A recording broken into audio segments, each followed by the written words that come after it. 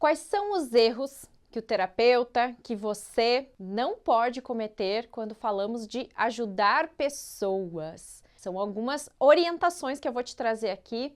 E a primeira delas é com relação ao próprio nome, ao próprio erro, porque nós temos um conceito sobre errar muito pesado. Não é nem distorcido, eu acho que até é o conceito real. Porém, a gente criou uma ideia em cima do nome, do próprio nome errar, como algo penoso, difícil, pesado. E aí o que acaba acontecendo com muitos de nós é uma sensação de que se eu cometer um erro, eu vou ser crucificado, né? O meu mundo vai acabar e eu não posso errar. E aí vem a autocobrança, e aí vem todo o processo, né, de a gente segurar um peso que muitas vezes não é necessário, porque errar e acertar depende do ponto de vista de cada um. Então, aquilo que muitas vezes você pode considerar um erro pode ser o maior acerto da sua vida. É como quando a gente está vivendo a situação mais difícil que a gente já viveu até o momento. Saiba que se você está vivendo uma situação difícil agora, esta é a maior bênção da sua vida. Depois que a tempestade passa, a gente entende, vem a bonança,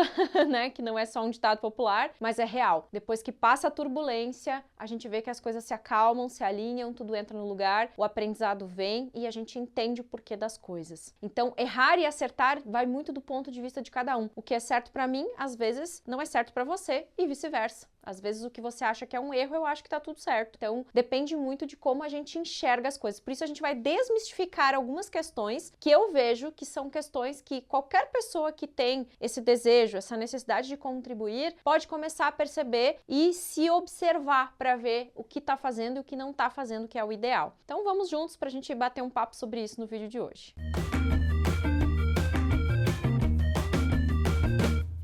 Primeira coisa que você precisa alinhar é essa ideia de se sentir responsável pela vida do outro.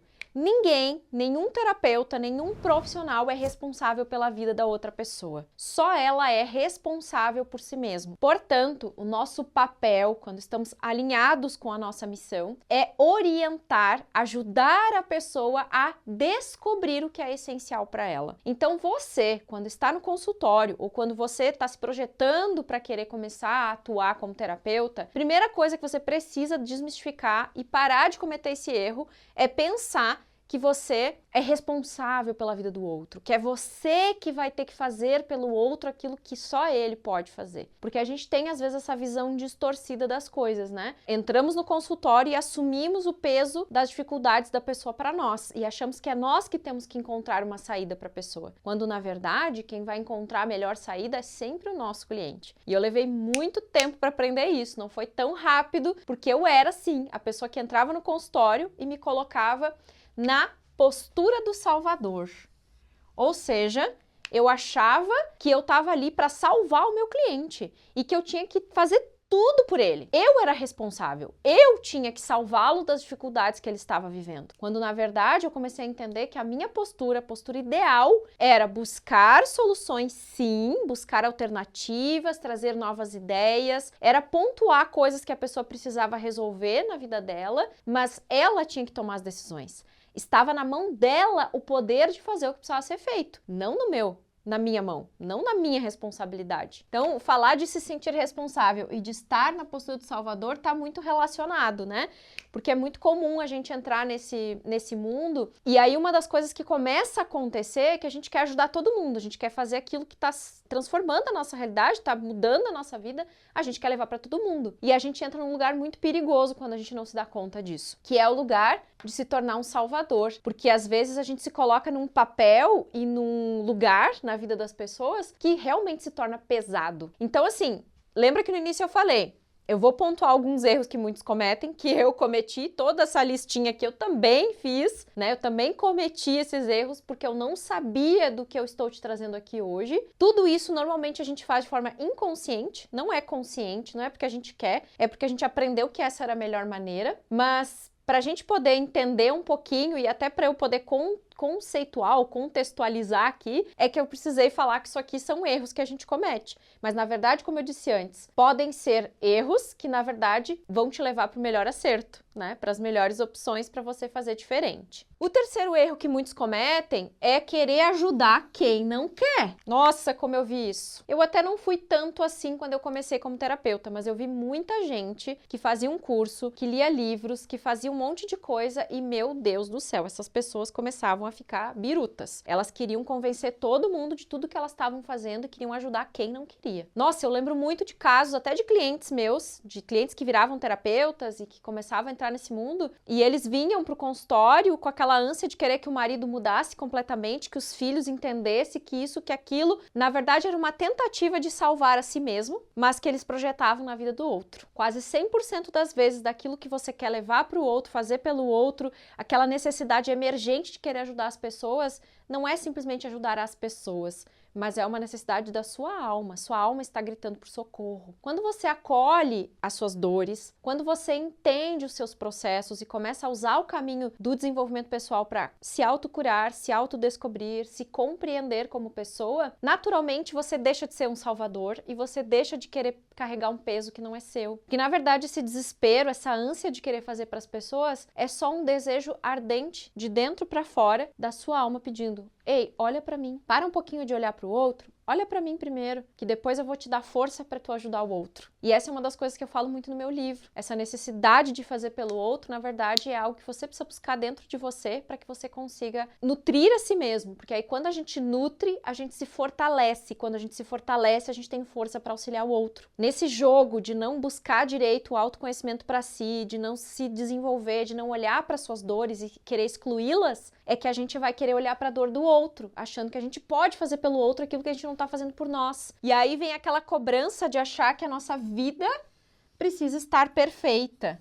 Não é essa a questão, gente. Você não tem que ter a vida perfeita para ser terapeuta, nem eu tenho, e eu já estou nessa área há 16 anos. Você nunca vai estar com a sua vida resolvida ou perfeita para ajudar as pessoas. Você tem que estar sempre em constante evolução e crescimento. Ponto. Se você busca uma estagnação, uma estabilidade, que as coisas fiquem sempre 100%, isso não é possível no nosso mundo. Não existe, eu não vejo ninguém com a vida perfeita e resolvida. Nunca vi, nem os melhores e maiores profissionais do mundo conseguem isso. Todo mundo tem suas questões, tem suas dores. O que a gente não pode é confundir as coisas. Ir para um papel que não é o nosso papel. Então, qual é o papel, Kátia? Para ser bem clara, que eu vi acontecer muito e que eu também fazia isso. Era de entrar no consultório e se colocar como mãe. Eu, como mulher, me colocava como mãe dos meus clientes. Você, homem, se coloca como pai dos seus clientes. Pela necessidade emergente de muitas vezes querer buscar o amor dos nossos pais. E aí, quando eu fui estudando a constelação, eu fui entendendo que essa necessidade de reconhecimento, que essa necessidade, né, de me colocar num lugar que não era meu, na verdade era necessidade de encontrar o amor dos meus pais dentro de mim. Que eles não têm que fazer nada para que isso aconteça. Eu tenho que aprender a amá-los, independente de quem eles são. Ponto. Se você tiver esta postura diante da vida, porque a maneira como eu me relaciono com os meus pais é a maneira como eu me coloco diante da vida. Quando eu me coloco no meu lugar de filho, de filha, diante da vida, eu me reencontro comigo mesma, eu busco essa ajuda que eu preciso dar para mim mesma e eu nutro meu coração de força, de amor e de tudo que eu preciso para poder auxiliar outras pessoas. Então, essa coisa, esse mito que existe, né, essa cobrança que existe, Meu Deus, eu só posso ajudar alguém se a minha vida estiver perfeita. não, você só precisa estar no seu processo de evolução. Você nunca pode parar de buscar ajuda, porque afinal, se você quer ajudar as pessoas, você também tem que continuar se ajudando. Até porque a nossa consciência vai evoluindo e a gente vai indo para níveis diferentes na nossa busca e no entendimento das coisas. Então a gente nunca pode parar de fazer curso, nunca pode parar de buscar ajuda, nunca pode parar de fazer terapia, porque a gente precisa disso. Nós precisamos buscar força para seguir o nosso caminho, a nossa missão. Ainda mais quem atua nessas áreas, né? Porque aí você nunca vai estagnar, você sempre vai estar em movimento constante e isso vai te ajudar para que você confie cada vez mais no seu trabalho, tá? E aí, gente, outra coisa é você se anular, deixando que o medo de errar tome conta de você. Então eu não busco, eu não faço, eu não quero, Eu não vou em busca de algo mais porque eu tenho medo, eu vou errar com as pessoas. Mas aí você tem que vir para o seu lugar quando você toma a postura de terapeuta, toma a sua postura de filho e filha, quando você toma a vida para você, que é de seu direito, você se sente mais confortável em ajudar o outro e isso tira o peso e o medo que muitos têm de errar das suas costas. Porque, na verdade, esse medo é uma falta de confiança, é uma falta de segurança, que é a falta de fé em si mesmo. O que faz você ter fé em você? Em quem você é? No quanto você já evoluiu? No quanto você já buscou? Você tem que ter fé no conhecimento que chega até você. Você tem que ter fé na capacidade que você tem de enxergar o olhar, a alma, a essência do outro através do seu trabalho. Que quando eu entrava no consultório, gente, eu não via uma pessoa. Não era uma mulher, não era um homem, não era uma criança. Era uma alma que desejava por algo, que precisava de algo, que estava carente de algo, que estava sentindo uma dor. E aí eu me colocava no meu lugar de terapeuta e pensava, como eu posso ajudar essa pessoa a enxergar o que ela necessita neste momento? Então, quando você se prepara para atender os seus clientes, ou quando você for se preparar para atender, quando você estiver nesse processo, sempre mentalize, sempre pense, sempre se coloque no seu lugar e pense do meu lugar, do lugar de terapeuta, como eu posso auxiliar essa pessoa que chegou até mim ou que vai chegar até mim. Para mim que estou me preparando, ou para mim acho que não, né? Não existe essa expressão para mim. Para eu que